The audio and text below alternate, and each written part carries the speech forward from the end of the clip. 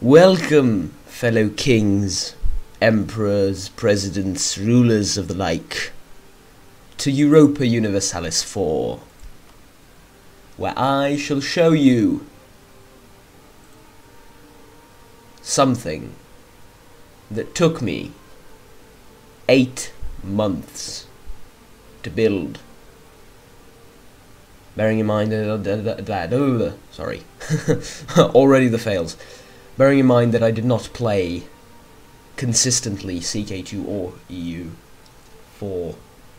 This, my friends, is the Roman Empire, but not any Roman Empire. This is the global Roman Empire, which is going through a series of reforms right now and is dealing with major overextension. It has its problems. It also has this much money. Yes. This is all done legit. How, you might ask? Well, I've played the game CK2, or Crusader Kings 2, after which I exported Crusader Kings 2 to EU4, or Europa Universalis 4. That means I controlled everything in Europe, plus India and Africa. This is the global Roman Empire. I have utterly crushed all my opposition and reigned supreme. The only big, quote-unquote, big countries that remain are the Inca and the Aztecs, and with the DLC for Crusader Kings 2, they start off with a major tech bonus. 11, 13, 13, 13, 12, 14. This is 14, 14, 15. Well, I am, rather. So, there we go. I have also customly named each and every legion that I have. It took a while, but it was done eventually. Each and every one of my legions is customly named. You only get to 20 and it gives them stupid names as well, which aren't exactly historically accurate. So there you go. These are my two colonial nations. I have actually renamed some of them. Colonia Romulana, Terra Nova, McKenna, Nova Alesia.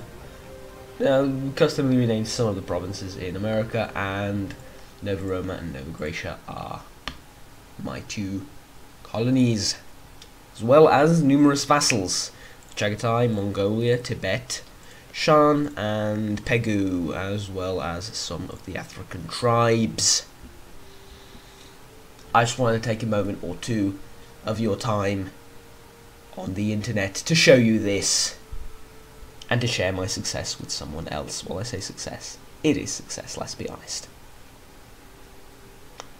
I didn't conquer everything, but it wouldn't take that long. This is a point of just steamrolling over this. There is nothing that can stop me, and to be honest, there is no reason to play for 400 more years just to gain some territory over here and some over there.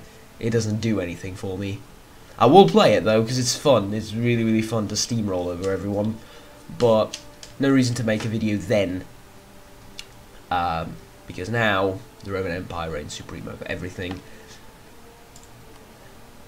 And I want to show you something. Actually, the DLC for CK2, the converter, works really well most of the time. The only problem you will encounter if you're thinking about doing something like this yourself, and I highly encourage you to do it because it's super fun, the only thing that is a slight bit of a problem is that my capital was... let me find it. My capital was Kiev. I'm guessing it's because the most central location, although over here would be a more central location, wouldn't it? They're going to have Iceland. So I'm guessing this is the most central location with the beginning of the game, back when you don't have parts of India, Asia, parts of Africa, etc, etc. So I'm guessing that's why I picked Kiev. I moved my capital to Rome pretty much instantly. So, there you go. another thing I'd like to show you is this. Roman ideas. Now, they aren't generic, they are actually custom ideas. So, Pax Romana. Roman law shines like a beacon, blah blah blah, and national revolt risk -1. Legacy of Rome. SPQR, or the Senate and People of Rome. Roman legions, Roman architecture, imperial bureaucracy, I'm sorry, it's early in the morning, I'm having difficulty speaking apparently, and Imperium Sine Fine. Is it Sine? Sine? I don't know, sorry. I know it very much annoys people when I don't know how to pronounce something, sorry. And there you go.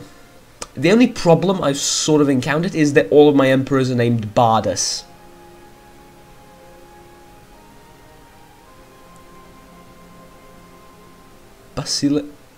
I've had a string of emperors named Bardus, like each emperor from the start till this time was named Bardus. So there's not a lot of diversity there, but take a look at, I've shown you technology map mode, I've shown you religion map mode, of course.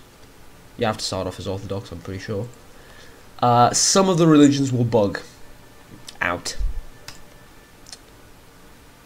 Let me show you an example. Is it the Aztecs? Yes. The religion is Aztec, but in some scenarios, in some cases, when you click on something and you go to its religion, it says religion _ no religion. I think that was the case with Abyssinia. It was religion _ no religion, which means it is a religion that the game doesn't recognize. Which is kind of funny, but in the same, it's kind of annoying, but there are a couple of slight minor bugs with the entire converting process, but it's completely fine. It works. It's beautiful. Another interesting thing I want to show you is, I guess the culture map mode is kind of okay to show you. Yeah, it's pretty good. Yeah, everything's Greek. There's no way to change it to Roman, by the way, as far as I know, without modding the game, because you have to, in CK2 play as the Byzantine Empire, conquer most of Europe and convert to the Roman Empire. Your culture remains Greek. So maybe there's a way to change it to Roman in CK2, but I'm not sure how that will convert, and it's not really worth doing. Opinion, everyone hates me apart from my vassals. Pretty much. Trade, this doesn't really tell you a lot. Revolt risk is okay, apart from these sections here, which I've conquered a couple of years ago in a war. Yes, the money that you gain from controlling all of Europe and India and over here, the trade is incredible. You get 500 each month, bearing in mind that everything is maxed out, okay? Where do you, hold on. Yes, like converting religions, having colonies work, military maintenance is to the max. If I can only find it. Yeah, there it is, economy, everything to the max, which costs a shit ton of money. I can lower it down in times of peace, but there's no reason to do so. You do this actually at the beginning of the game. You could do this, and it would work, because then you stockpile money and there's literally nothing you can do with it. So there you go. Extremely fun to play, and to see this converted from CK2 to EU4, and then you get to colonize people and everything. That is extremely fun. So there you go. I'm just converting some people. And also, events, like there's no need for money, so just gain them in power. Fairly simple. The thing about controlling all of Europe is you get a shit ton of universities. And I don't mean like actual building universities, I mean events. So you get universities from all over Europe. And each one of them can either give you admin points, prestige, legitimacy. Actually, do they give you legitimacy? I'm pretty sure they don't. Various different bonuses, and you get them pretty much all the time because you control all of this. And it's pretty bloody realistic that I would almost every year have a string of brilliant minds that would help the country out, because there's just so many people. Manpower is absolutely ridiculous. You get a good year in recruitment, very, very often because you are a huge country and beautiful. It's really, really beautiful. So Roman ambition even provides plus 33%, which is ridiculous. There's absolutely no reason to go for quantity ideas. These are my ideas, by the way, for now. Quality, exploration, influence, and expansion. And yeah, that's kind of it. That's kind of it. I rule the world. There is not a single nation in the world that can step out of line without, you know, me going in and then stopping it and doing something about it. You know, without my influence. So it's pretty sweet. And my colonies are actually smart. Like you will be fascinated. They get the same color though, or relatively same color. I've sort of screwed up Nova Roma, which is why I have 3 legions here helping them out deal with any rebels, because I've given them a lot of territory with different cultures and cores, which they need to core. They actually did core this very quickly, which I'm surprised that they did. So good job. The colonies are actually really smart. The AI is a lot better. I'm talking tenfold better than when I started playing this game. So there is that to look forward to. It's just this rebel army that's annoying me. But they'll go away as soon as I core these provinces and convert them. Shouldn't take too long. You also get a bonus on that as Rome. It's wonderful. So all of your emperors are named Bardas, but the governors will actually gain proper traditional Roman names, like Emilian, Methodius, Vespasian, Maximinius? Maximinius. It's a strange name, Maximinius, but okay. Just lovely, lovely, beautiful to look at.